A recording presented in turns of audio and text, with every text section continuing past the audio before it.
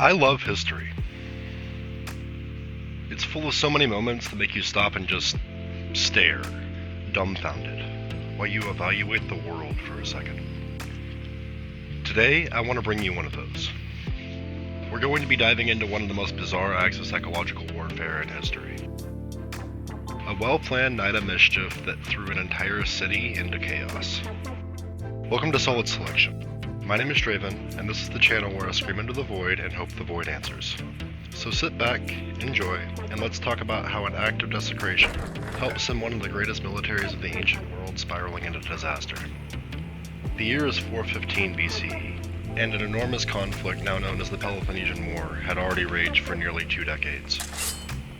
At the forefront were Athens and Sparta, two of the greatest powers in the entire Greek world. At this point, they had bled each other dry in an endless cycle of sieges, betrayals, and truly brutal warfare. But now, the war had reached a critical juncture. Athens, led by the ambitious and reckless general Alcibiades, had set its sights on Sicily. A grand expedition was planned. A fleet of 134 triremes, 5,000 hoplites, and nearly 30,000 men in total, all sailing to conquer the mighty city of Syracuse. If they succeeded, Athens would dominate the Mediterranean. If they failed, their home would be broken forever. Now, we're starting off very dramatic today, and when I wrote this, I honestly didn't intend for this intense of a tone, but okay. Sparta, in turn, knew what was at stake. Athens was at the height of its power, and victory in Sicily could tip the balance of the war irreversibly. A plan was concocted. The Spartans, who still to this day are known as masters of strategy and sabotage, sought a way to cripple Athens before the fleet ever set sail. The idea of a direct assault on the city was put forward, but everyone involved agreed that would be impossible. Athens' walls and navy made it nearly impervious to conventional attack. But war is not always won on the battlefield, as we all know. It was time for a mission, a strike not on the body, but on the very soul of Athens itself. A night attack, a surgical act of desecration that would send the city spiraling into paranoia and doubt. A handful of Spartan saboteurs would infiltrate the heart of Athenian territory. Not to assassinate, not to burn temples, not to steal treasures, but to castrate the very gods themselves.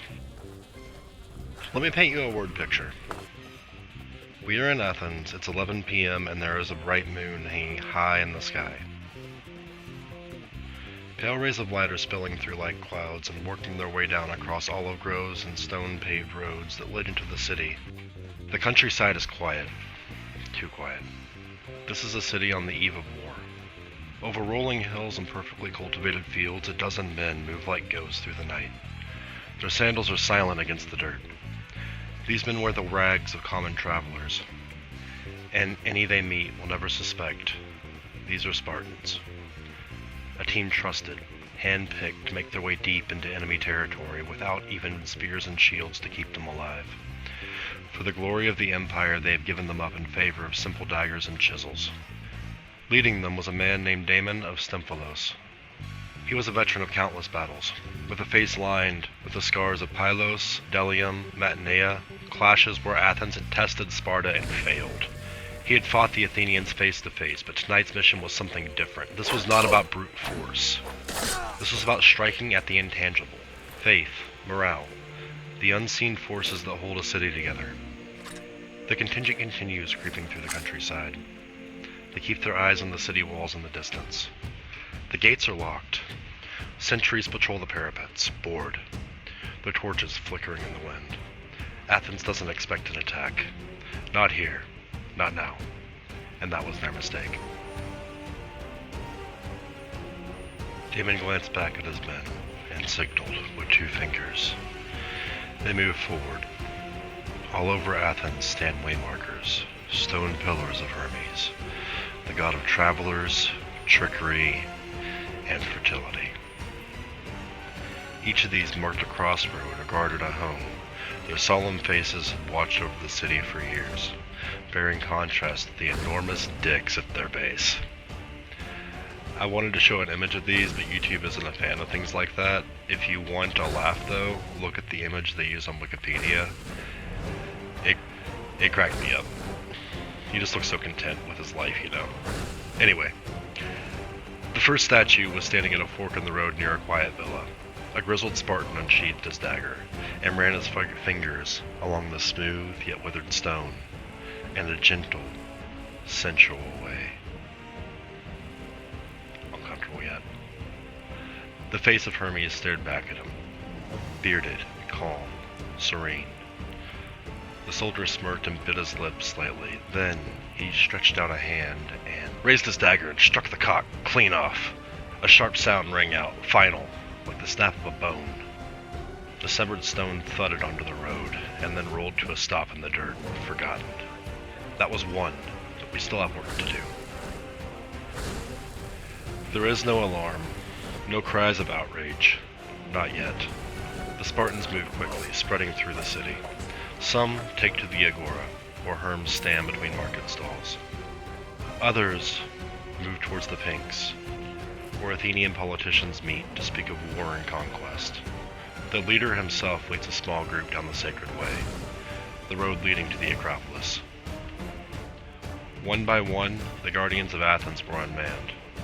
Where once were erected a series of stone erections, now only the flaccid remains can be seen. Please forgive me for that line. By dawn, Athens would wake to a city neutered of its divine protection. And as the night stretched towards morning, Damon and his men regroup toward the edge of the city. Their work was done. Across Athens, dozens of dicks lay defiled. The stone members of the Hermes scattered like bones on a battlefield. Soon, the city would awaken in horror and outrage. A young Spartan was said to have said here, while I imagined to be making the most manly pose ever and wiping the sweat from his brow, "They'll be looking for blood at first light."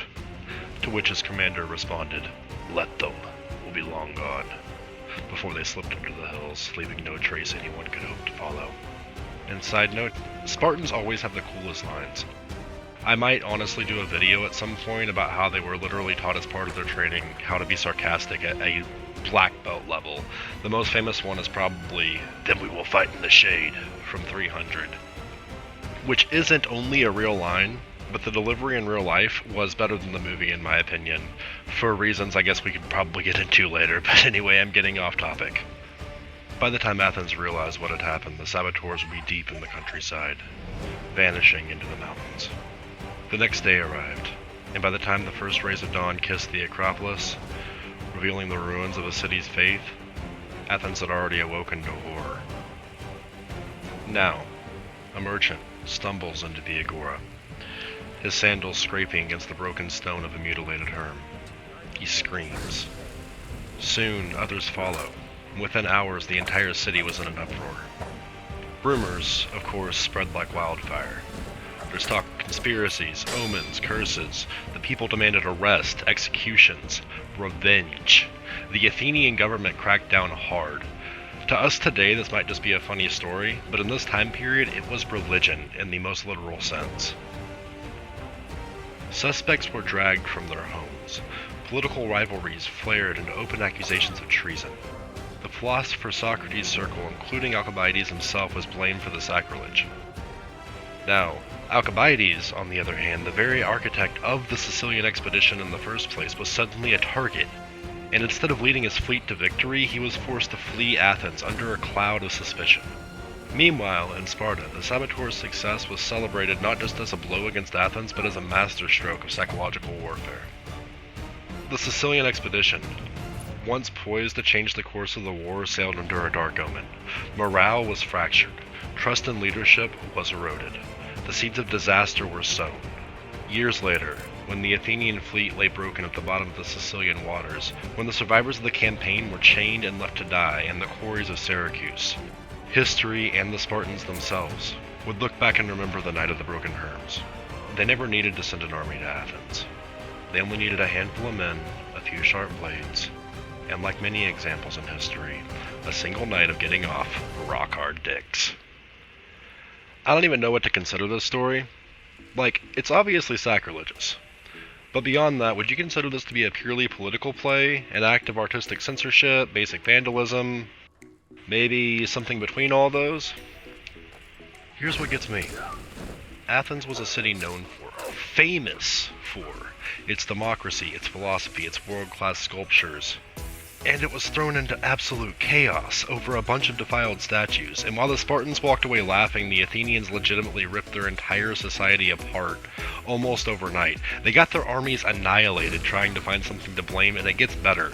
The Spartan incursion is the theory that I hold to because I view it as being the most logical option, based on the backdrop of history at the time, but it's just a theory. We truly do not know. This might have been done by enemies of Alcibiades, who then blamed the Spartans.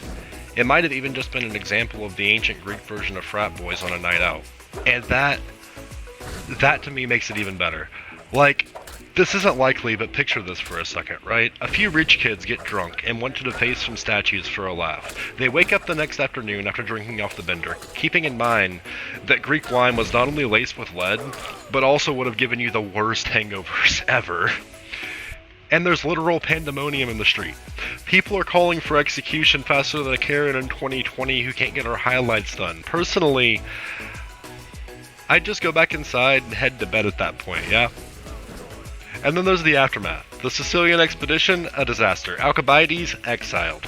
Later, assassinated, actually. And Sparta is probably still laughing. It's just wild. It's wild to think that history can turn on something like that, but that's what makes it amazing to me. Anyway, to those who are watching this instead of just listening, first of all, I would like to say thank you. It means so much. Now to put on my best Dragon Ball Z announcer voice. Today, in the world of Skyrim, we discovered a Bouchard mine, and demolished it, as is tradition. We got a slight weapon upgrade. I don't know if this is modded in or from the Dragonborn DLC. There are no enchantments yet, but it is a steel war pick. It does 11 damage on legendary. Yay! No deaths yet, and I said I wouldn't level up until I died. I'm already regretting that decision. I didn't really expect to last this long. Now you're mine. Like, the stamina boost alone would go so hard. Whatever. I'm hoping to have my next video out tomorrow, depending on what all I can get done. We'll be starting in Riverwood, but meanwhile, my stats for this character, Varakos, we listed in the description.